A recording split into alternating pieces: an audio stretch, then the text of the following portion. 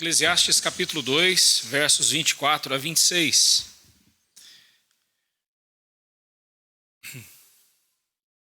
Eclesiastes 2, 24 a 26.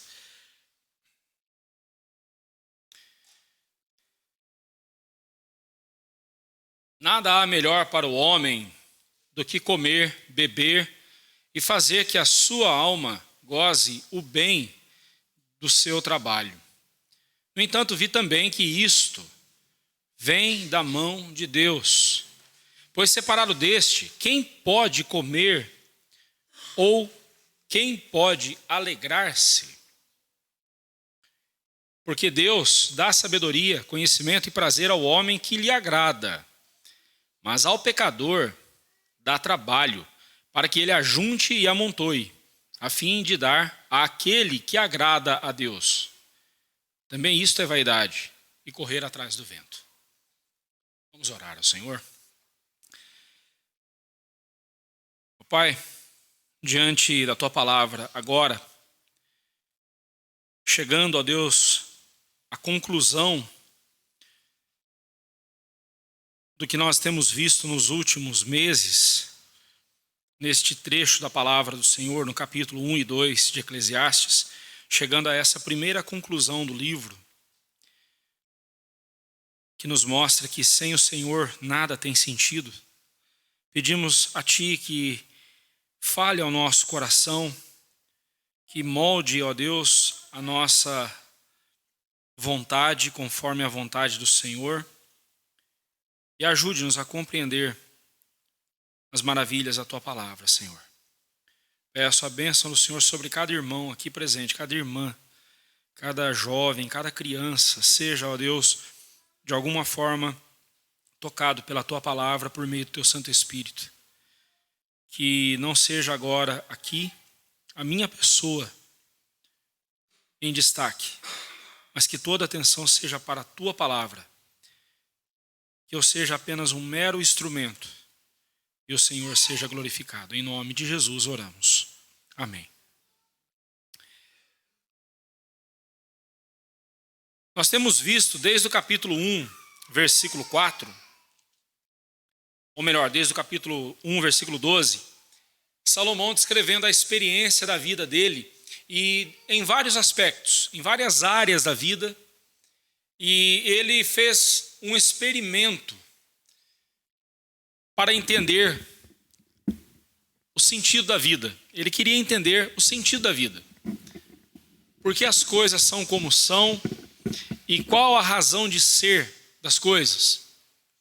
Salomão, nós vimos que ele buscou o prazer no conhecimento. Ele se entregou ao conhecimento, a aprofundar no conhecimento, só que um conhecimento meramente das coisas dessa vida. Aquilo que nós chamamos de um conhecimento secularizado, um conhecimento que não leva em consideração a pessoa de Deus. É o exibicionismo de diplomas na parede, a pessoa querendo mostrar que ela alcançou muito conhecimento, mas de que vale esse conhecimento diante da morte? Conhecimento secularizado, ou seja, um conhecimento que não leva em consideração Deus.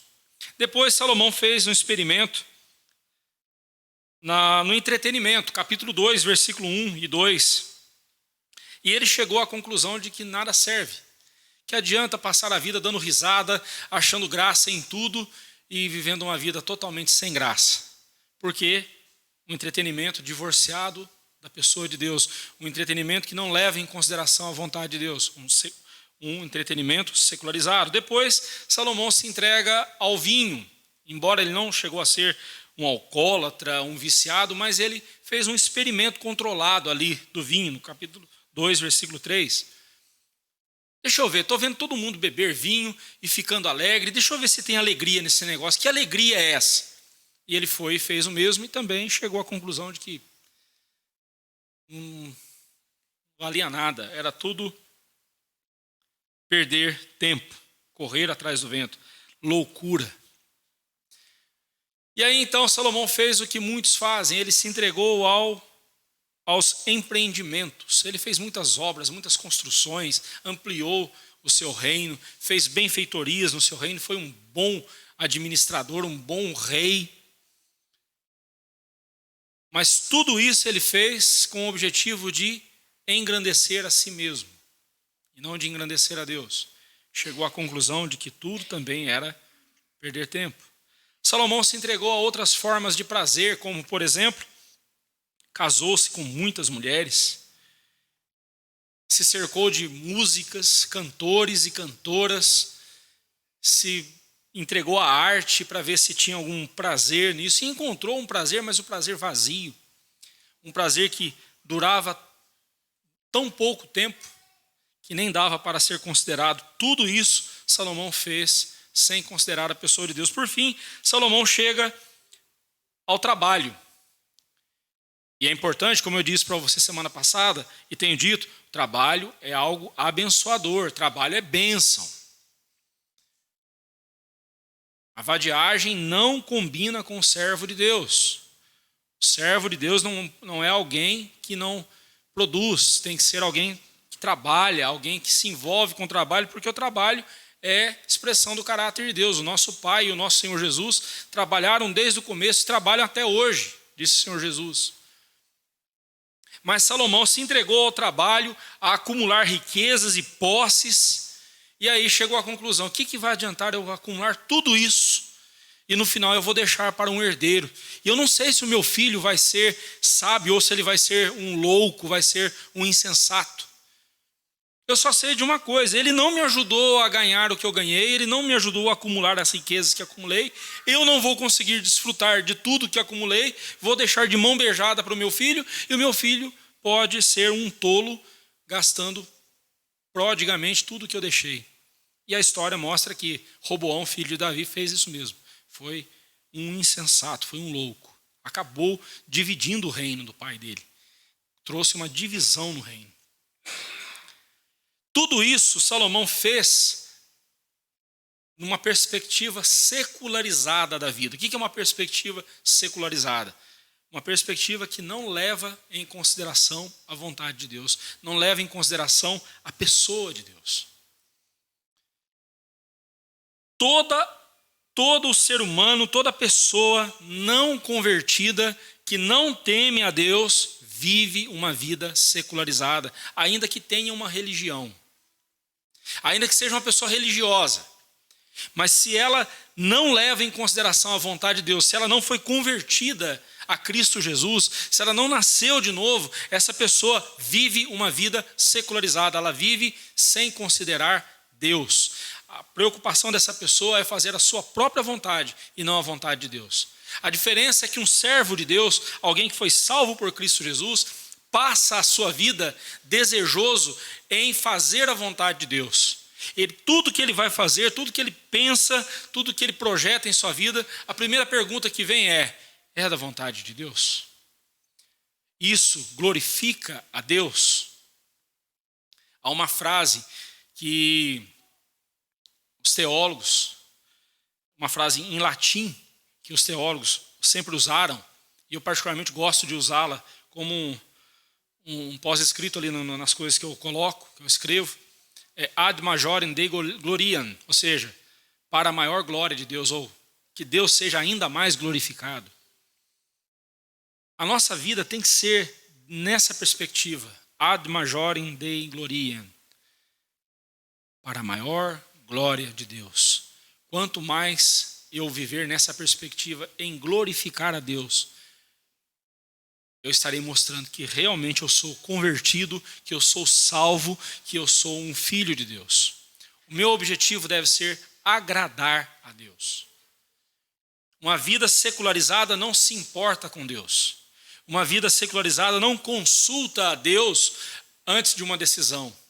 Mas um coração que tem Deus como o centro da sua vida, uma vida teocêntrica, como diria alguém, né? Uma vida centrada em Deus. Tudo que essa pessoa vai fazer, tudo que essa pessoa pretende fazer, ela vai buscar compreender a vontade de Deus. É exatamente isso que o apóstolo Paulo nos diz lá em Efésios capítulo 5, versículo 16 e 17, que nós devemos compreender qual a vontade do Senhor. O tempo todo em nossa vida, as decisões que tomarmos têm de ser na perspectiva da pessoa de Deus. O que Deus quer que eu faça? Qual é a vontade do Senhor? Como Deus quer que eu faça isso? Deus quer que eu faça isso mesmo?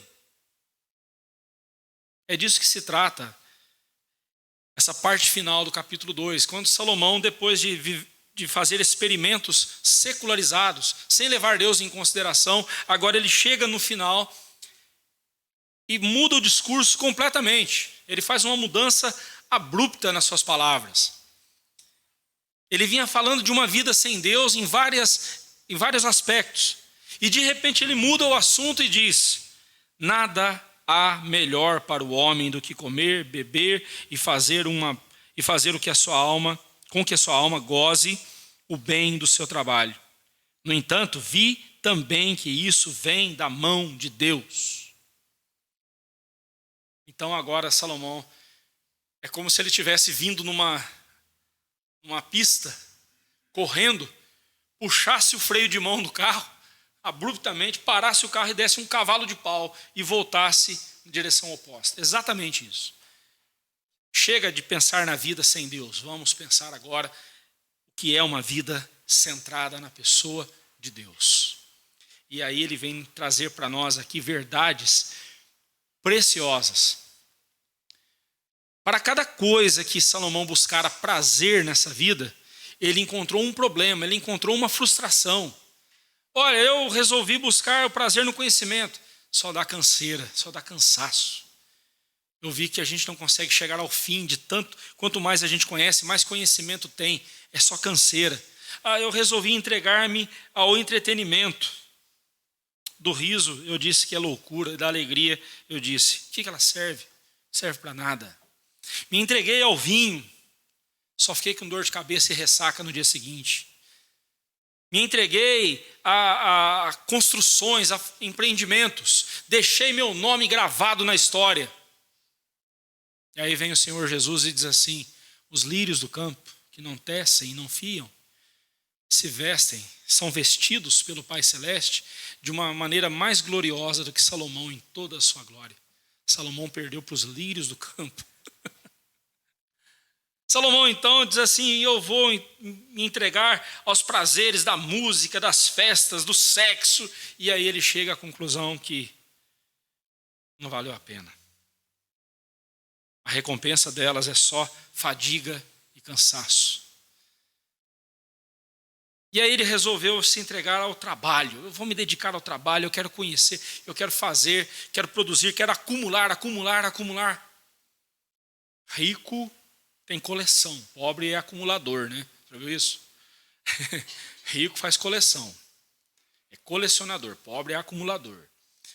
Mas se você acumulou ouro durante a sua vida, ou se você acumulou latas de desodorante vazias, no final das contas tudo é lixo. Você não vai levar nada com você. Bem, Salomão chega à conclusão de que vale a pena viver sem Deus. Não dá para viver sem Deus. Nessa primeira conclusão, você vai ver que no livro de Eclesiastes, daqui para o final você vai ver, são trechos que no final de cada trecho ele chega a uma conclusão. Então essa é a primeira conclusão do livro. Tem pelo menos mais 6 conclusões que ele vai chegar. Nessa primeira conclusão que ele chega, ele enfatiza a importância de aceitarmos a vida como uma dádiva de Deus e de desfrutá-la dentro da vontade de Deus. E é importante a gente entender que há uma grande verdade nesses versículos que eles nos apresentam, é que a verdadeira felicidade só pode ser encontrada em Deus, pois só Ele pode preencher o vazio dessa vida, esse vazio que foi causado pelo pecado. O ser humano é vazio. Não importa se ele seja rico, se ele seja pobre, não importa se ele tenha saúde ou esteja entrevado numa cama, não importa. O ser humano sem Deus é vazio. Se você não tem Deus em sua vida é vazia. O que você sente falta, das coisas que você sente falta, essa saciedade só pode ser encontrada em Deus, em Cristo Jesus.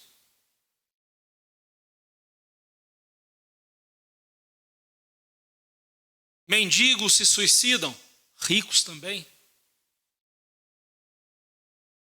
Pobres lamentam, passam necessidade, ricos também. Porque a alma sem Deus, ela é vazia. Só Deus pode preencher o vazio do coração de uma pessoa. Sidney Greidanos, ele diz o seguinte: Salomão fracassou em seus experimentos. Ele não encontrou sentido em tentar entender a vida pela sabedoria, nem valor durável na busca do prazer, nem vantagem em ser sábio em contraste com ser tolo, nem benefícios duráveis em ajuntar posses. Depois de tudo isso, Salomão chega à conclusão: a vida não vale a pena sem Deus. Todos os esforços terrenos são fúteis e inúteis sem Deus. Mas então, qual o sentido da vida debaixo do sol? Há felicidade nessa vida? É possível sermos felizes? Na primeira conclusão aqui do livro, que Salomão chega, ele nos mostra a importância de aceitarmos a vida como uma dádiva de Deus. E essa é a grande verdade que esses versículos vêm nos mostrar. Que a verdadeira felicidade só pode ser encontrada em Deus, pois só Ele pode preencher o vazio causado pelo pecado. Guarde isso no seu coração. E hoje, possivelmente eu não vou conseguir fechar esses 3 versículos hoje. Semana que vem continuaremos. Mas nessa mensagem, grave isso. Só Deus pode preencher o vazio da alma humana. Mas o que acontece quando Deus preenche o vazio da nossa alma? Bem, é possível sermos felizes nesse mundo? Quando falamos sobre a verdadeira felicidade, nós estamos falando de fazer a vontade de Deus. Não se engane. Você, como filho de Deus, não será feliz fazendo a sua vontade. A verdadeira felicidade só está em obedecer, em fazer a vontade de Deus. Sabe por que tem muito crente infeliz? Tem muito crente que, ao invés de estar exuberante, louvando a Deus, dando um bom testemunho na sua vida, mas está aí cabisbaixo, está frustrado na vida, murmurando, reclamando. Sabe por quê? Porque ele anda fazendo a própria vontade, não a vontade de Deus.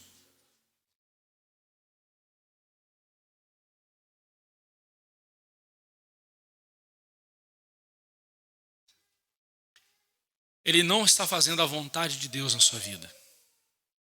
E se você não vive para fazer a vontade de Deus, a sua vida é uma vida miserável, de sofrimento.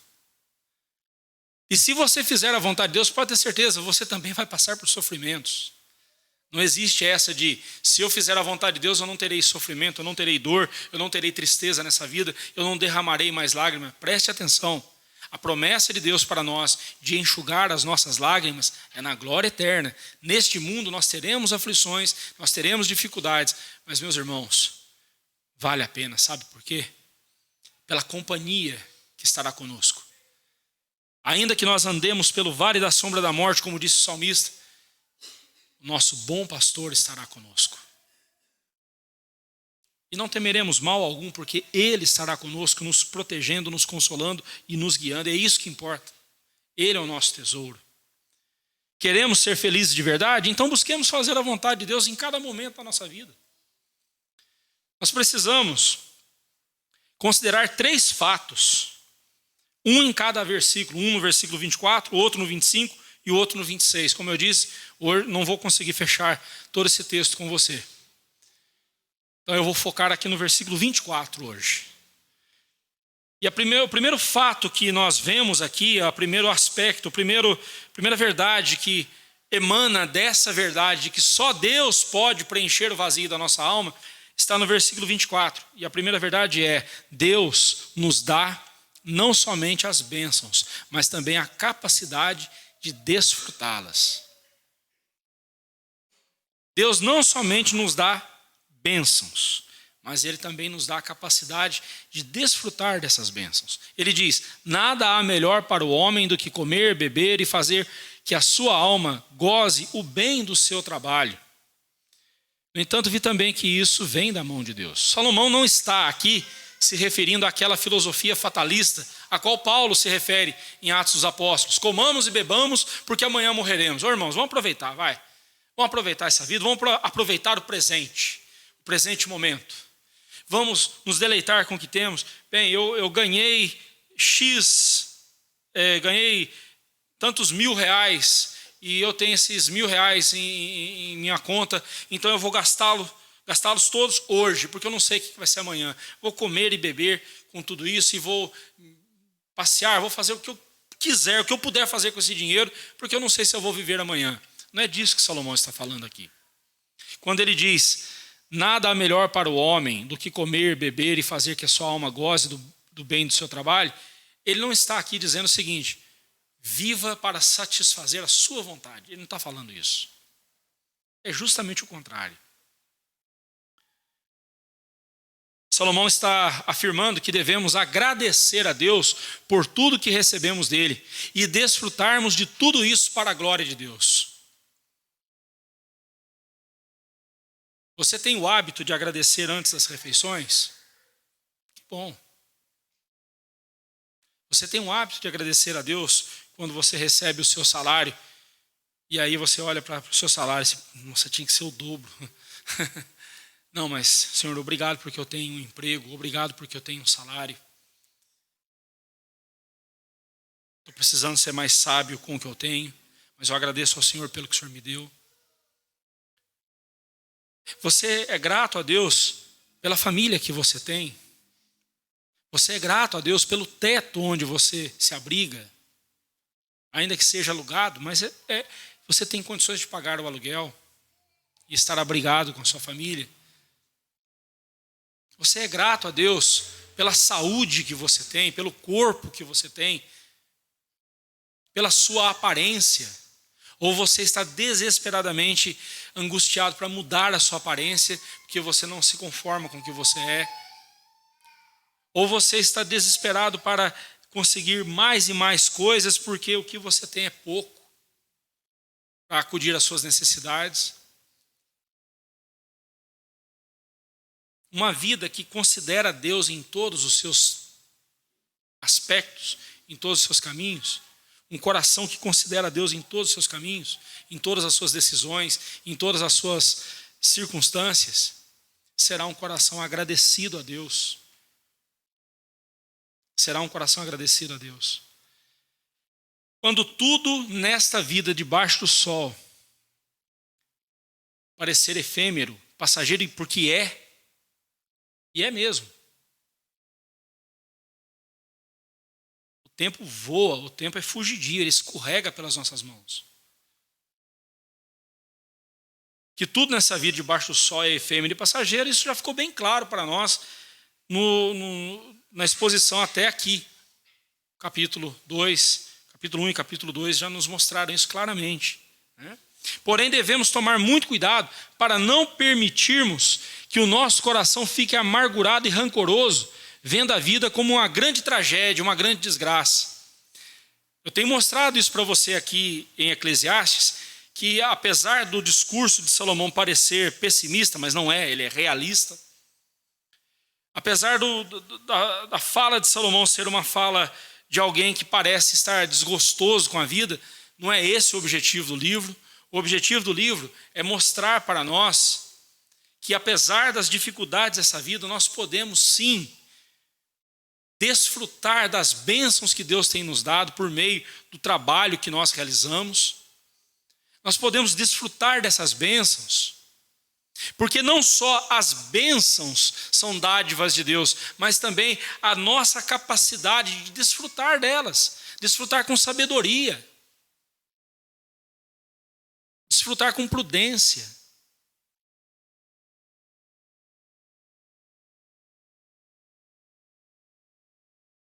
Deus abençoa os seus filhos, fazendo com que possam desfrutar do seu trabalho. Meu irmão, não há pecado algum.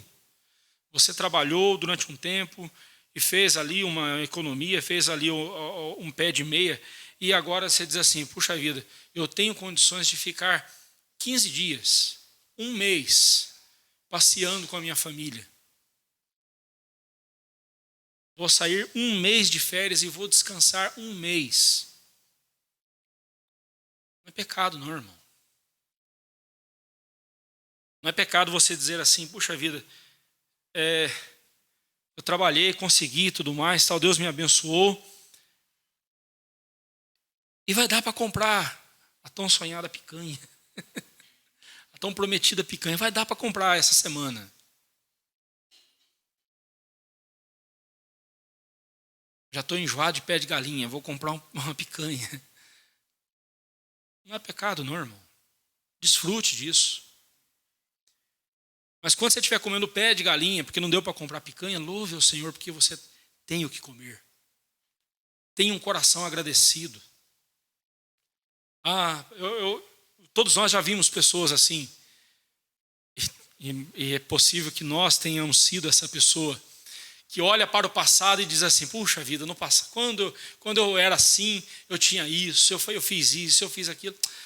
Hoje está difícil, hoje não sei o quê. Irmão, louve a Deus porque você conseguiu fazer aquilo. Louve a Deus porque você conseguiu desfrutar do seu trabalho daquele jeito, naquele tempo. Hoje está difícil? Louve a Deus. Bendiga o nome do Senhor. Porque nessa circunstância que você está vivendo hoje, Deus está dando para você uma oportunidade na qual Ele quer te ensinar coisas que você não aprendeu lá. Que talvez naquelas circunstâncias essas coisas não foram necessárias, mas hoje elas são. E você precisa aprender a viver. Como o apóstolo Paulo fala em Filipenses capítulo 4, eu aprendi a viver contente em toda e qualquer situação, e nós vemos que ali o contentamento dele não era com as coisas que ele tinha, ou que ele recebia, com os donativos, mas com a pessoa de Jesus. Porque ele estava contente com Jesus, ele estava feliz na sua comunhão com o Senhor Jesus, por isso ele olhava para as coisas dessa vida, se as tinha, amém. Se não as tinha, bendito seja Deus. É Deus quem me dá. E Deus também me dá, juntamente com essas bênçãos, a capacidade de desfrutar delas. Mas de desfrutar com sabedoria. Tudo vem da mão de Deus.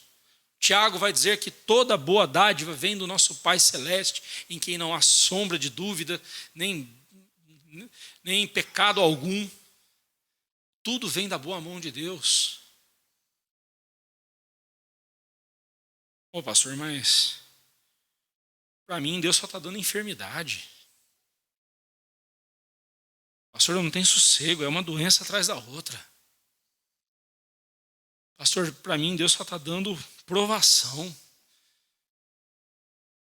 Não estou conseguindo desfrutar das coisas como Salomão está dizendo aí. Eu não consigo desfrutar. Sabe por quê? Porque você ainda acha que é a saúde, que são as coisas materiais, que vão dar a você a felicidade que você só vai encontrar em Deus. No fundo, ainda você é um materialista. No fundo, você ainda é uma pessoa que precisa ser liberta dessa ganância, desse materialismo. A gente acha que ganância é pecado só de rico, né? Não. Tem muito pobre ganancioso. A ambição não é pecado que afeta só rico, não. A ambição também afeta o coração de muitos pobres.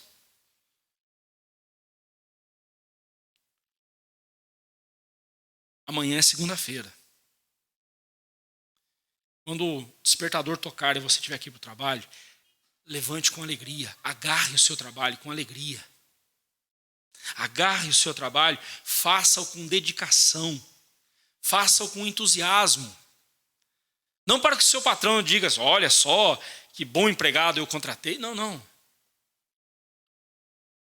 A Bíblia fala que nós devemos fazer dessa forma, não como se estivéssemos sendo vigiados ou observados pelo nosso patrão, longe das vistas dele. Nós vamos fazer para a glória do Senhor. Desfrute dos resultados do seu trabalho. Seu trabalho não deu para você comprar a BMW que você queria, mas está dando para você pagar a passagem de ônibus. Quem disse que você não está andando de Mercedes? O ônibus, geralmente esses ônibus são da Mercedes-Benz, né? Quem disse que você não está? Com motorista particular ainda. Quem disse que não? Né?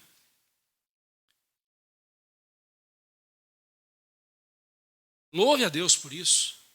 Bendiga ao Senhor, desfrute do seu trabalho, da forma como você pode, sem se endividar, desfrute do seu trabalho. Você não vai pecar por isso. Mas o desfrutar não é só usar as coisas. Precisamos tomar muito cuidado aqui para entender o que é desfrutar e o que é usar as coisas. Desfrutar das coisas não significa usar as coisas. Desfrutar das coisas que o nosso trabalho nos dá, na perspectiva bíblica, na perspectiva da vontade de Deus, significa nós empregarmos o resultado do nosso trabalho de forma a glorificar a Deus, de forma a trazer alegria para o nosso coração, mas também de forma a abençoar outras vidas que precisam ser abençoadas pela nossa mão. O nome disso é generosidade. Se você ensina o seu filho a ganhar dinheiro, a guardar o dinheiro e a não gastar o dinheiro, você não está fazendo nada de bom para o seu filho. Você está ensinando ele a ser um idólatra. A olhar para o dinheiro como a coisa mais preciosa dessa vida. E, meus irmãos, o dinheiro não é a coisa mais preciosa dessa vida. O maior tesouro que alguém tem é Jesus. O maior tesouro que alguém tem é Jesus. Mas desfrute, sempre dando glória a Deus, sempre honrando a Deus e dando a Ele toda a honra por cada conquista que você teve. Seja grato pela conquista, por cada conquista que o seu trabalho lhe proporciona, por cada momento em que você estiver desfrutando do que conquistou por meio do seu trabalho.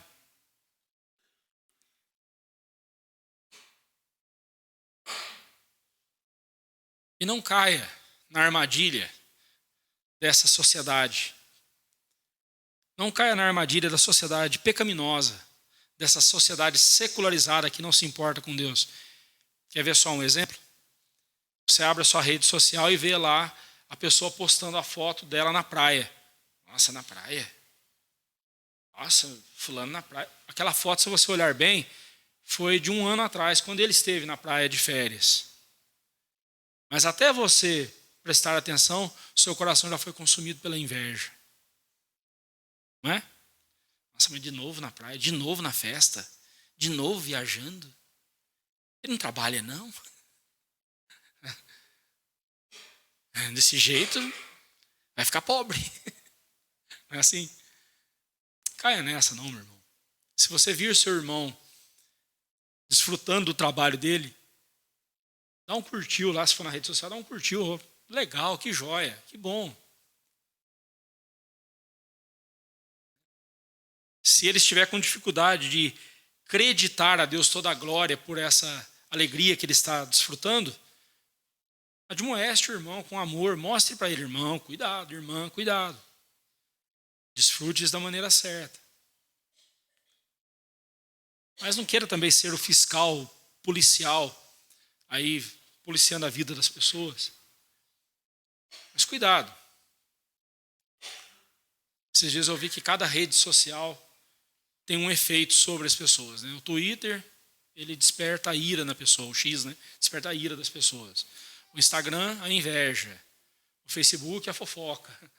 O WhatsApp, aí vai, né? Maledicência, sei lá. Não sei. Eu acho que isso aí não depende das redes sociais, depende do coração da pessoa mesmo. Mas olhe para tudo que você tem feito, conseguido através do seu trabalho, e dê graças a Deus por isso. Seja precavido para com o futuro. Eu não sei se eu vou viver amanhã, então deixa eu aproveitar hoje. Cuidado. A probabilidade é que você esteja vivo amanhã. E pode ser que o amanhã traga para você algum infortúnio que você vai precisar de um recurso que você está gastando hoje, indevidamente. Seja sábio. Seja sábio. E vá usando. Se você morrer e deixar de herança, é outro que vai usar.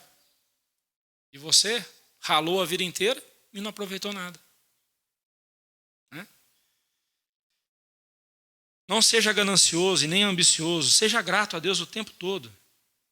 O principal motivo pelo qual não conseguimos desfrutar do que o nosso trabalho pode nos dar é porque nós somos gananciosos. Olha só como que a ganância é um laço em nosso coração. A ganância, ela nos impede de sermos gratos a Deus pelo que temos.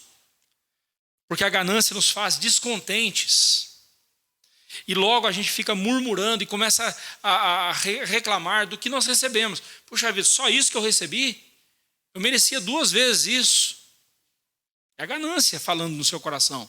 Você queria mais e você não está sendo grato pelo que você recebeu. A ganância nos faz desprezar o que nós temos recebido de Deus. Lembra de Israel no deserto? Quando Deus mandou o maná? Alimento que vinha do céu. A palavra maná significa o que é isso. Porque quando eles saíram naquela manhã e viram ali sobre a relva, aquele negócio lá que eles nunca tinham visto, eles perguntaram, maná, ou seja, o que é isso? E ficou o nome, o que é isso? Oh, dá um pedaço de que é isso para mim. Vamos fazer um bolo de que é isso? É, o maná. Eles comeram. Só que chegou uma hora eles começaram a ficar enjoados com aquilo. Igualzinho você e eu, quando a gente só come arroz com ovo, né? Como diz a minha filha, comida russa, roscovo. Nossa, de novo. Mas de novo.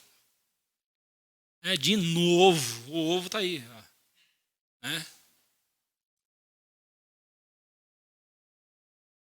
Mas quem que está te dando o alimento? Quem te proporcionou o alimento? Deus. Você não está reclamando do alimento, você está reclamando de Deus. Você está dizendo para Deus, Senhor, o Senhor não tem tanta sabedoria assim, porque se o Senhor tivesse um pouquinho mais de sabedoria, o Senhor me daria algo melhor. Olha o que é a ganância, o que é a ingratidão no coração da pessoa.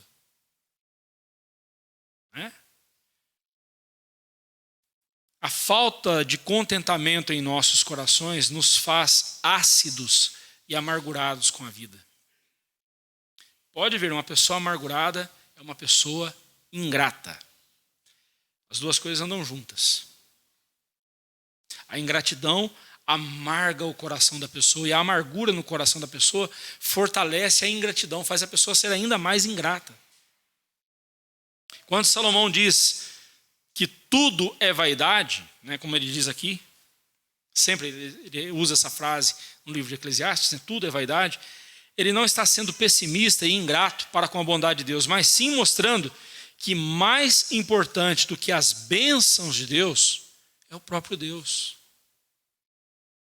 E que quem não se satisfaz com e em Deus, nunca estará satisfeito com as bênçãos que Ele concede. Preste atenção, se você não está satisfeito, se você não é grato a Deus pelas bênçãos que você tem,